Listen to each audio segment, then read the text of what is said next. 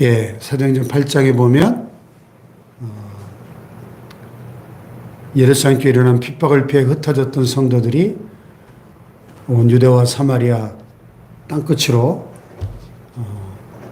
강제로 하나님 흩으셔서 복음이 이제 예루살렘의 경계를 넘어서 온 유대로 사마리아로 땅끝으로 확장되어가는 그 전환점이 되는 것을 봅니다.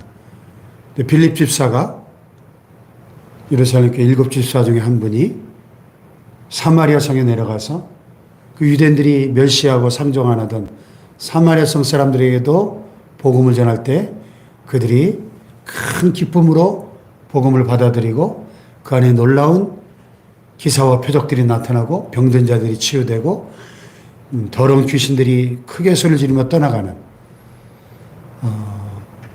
사마리아의 부흥이 일어날 때 그 소식을 듣고 베드로와 요한이 사마리아에 내려가서 또 그들 위하여 안수하며 기도할 때 성령이 임하는 사도행전 2장의 오순절 마가의 다락방에 임했던 그런 동일한 성령의 역사가 방언도 하고 그들이 성령의 세례를 받는 큰 부흥이 일어납니다. 할렐루야. 아멘. 자, 그래서 오늘 여기 묵상에서에 보면은 그런 얘기가 나와요. 하나님이 일하시는 방식 중에 중요한 특징이 하나 있는데 의외성과 반전이다. 의외성과 반전.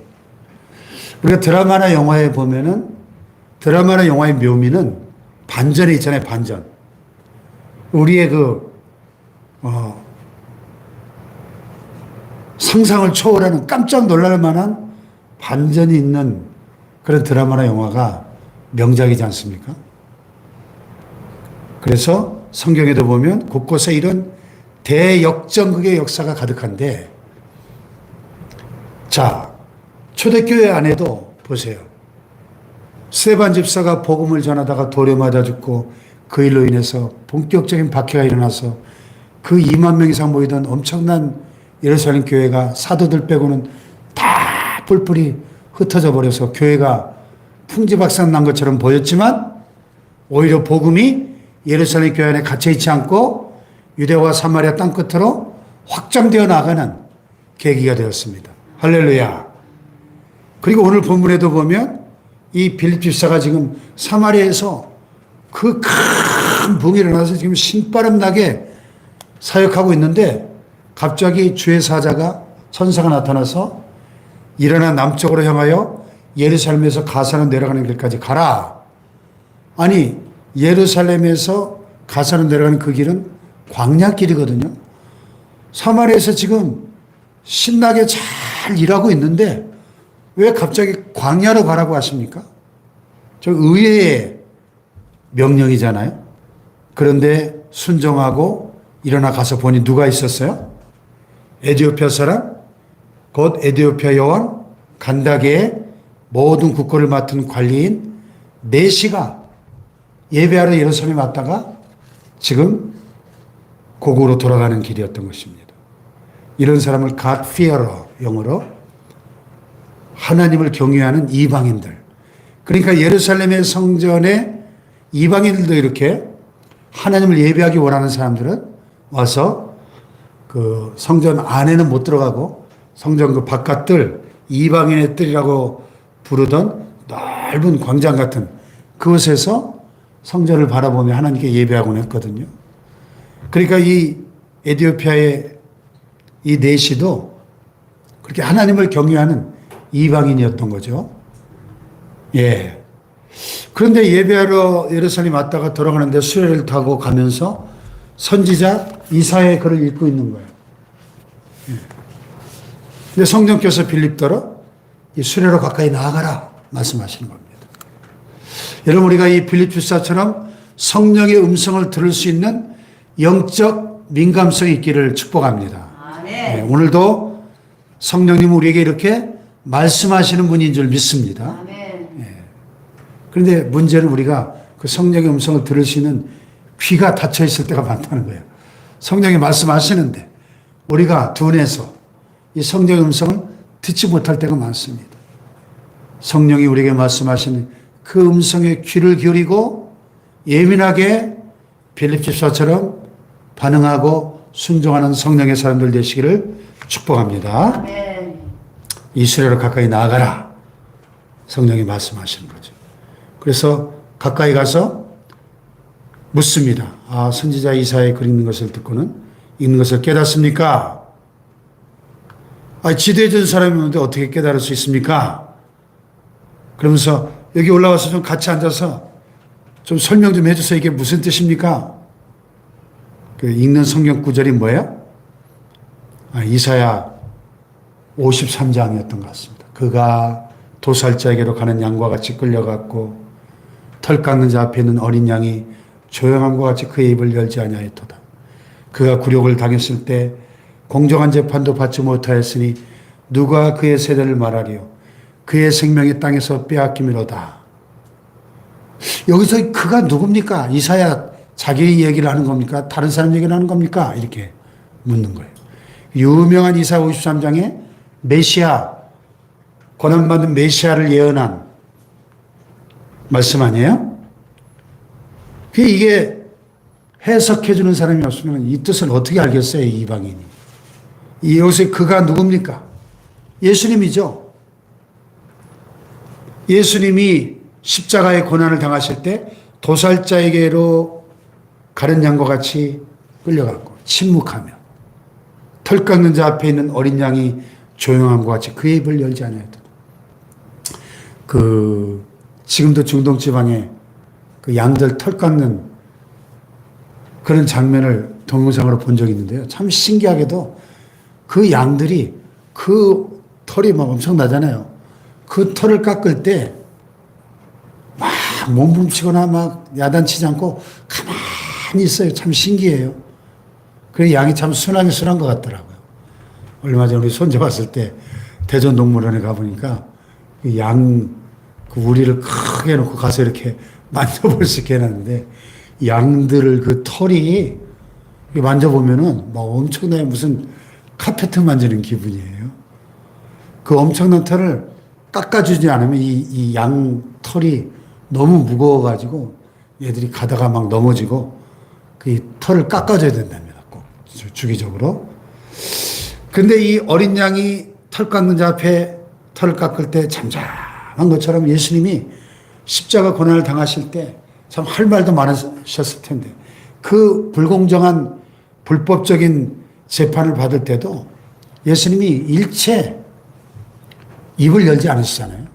침묵하는 양과 같이 고난을 당하셨는데 빌립 집사가 이 이사야 53장을 중심으로 해서 이 글에서 시작해서 예수를 가르쳐 복음을 전합니다. 예.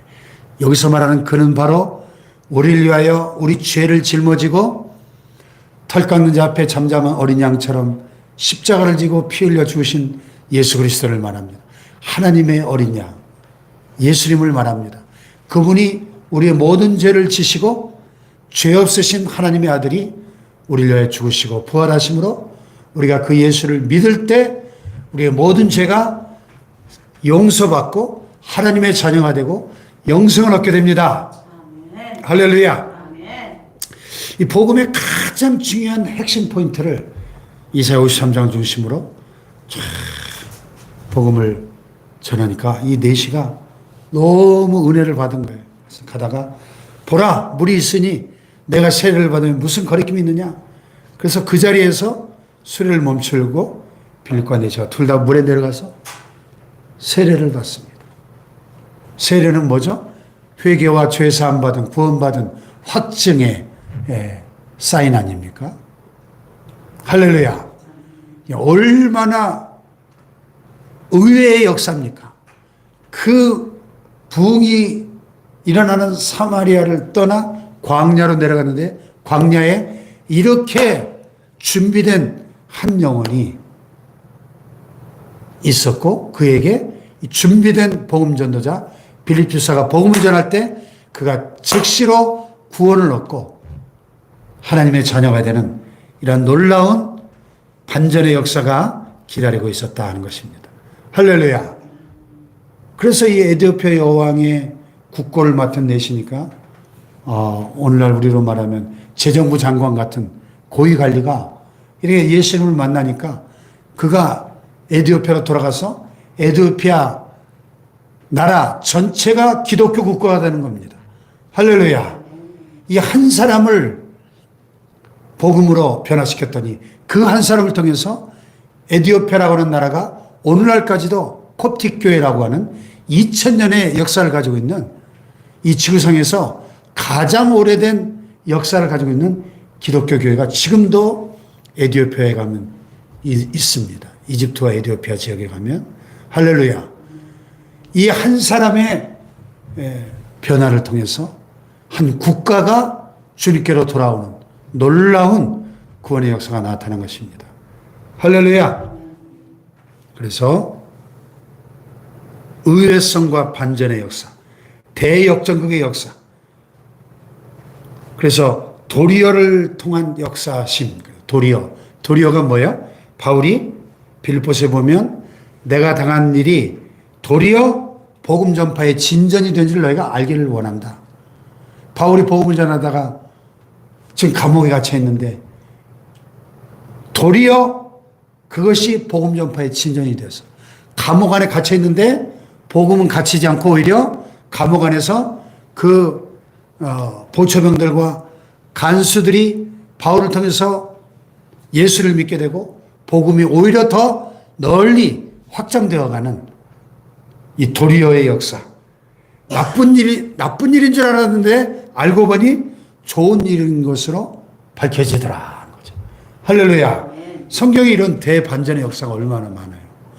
요셉이 노예로 팔려가고 감옥에 죄수로 들어가고 정말 인생이 완전히 망한 것처럼 보였는데 도리어 그 과정이 애굽의 총리 대신이 되는 과정이었더라. 할렐루야. 대반전의 역사. 대역전극의 역사. 나오미가 남편 죽고 두 아들 죽고 완전히 그 가문이 그냥 몰락한 것처럼 보였는데 회개하고 베들레헴으로 돌아올 때 보아스라고 하는 베들레헴 지역의 최고 유지가 그의 사위가 되고 그의 가문에서 다윗 왕이 탄생하고 먼 훗날 예수 그리스도가 탄생하는 대역전의 드라마가 펼쳐지는 것이죠. 할렐루야. 도리어의 역사. 도리어. 우리의 삶 속에 우리가 생각할 때는 곡선처럼 보이지만 그것이 사실은 직선이고 돌아가는 길처럼 보였지만은 가장 빠른 지름길인 그런 하나님의 놀라운 반전의 역사가 있다는 것입니다. 할렐루야.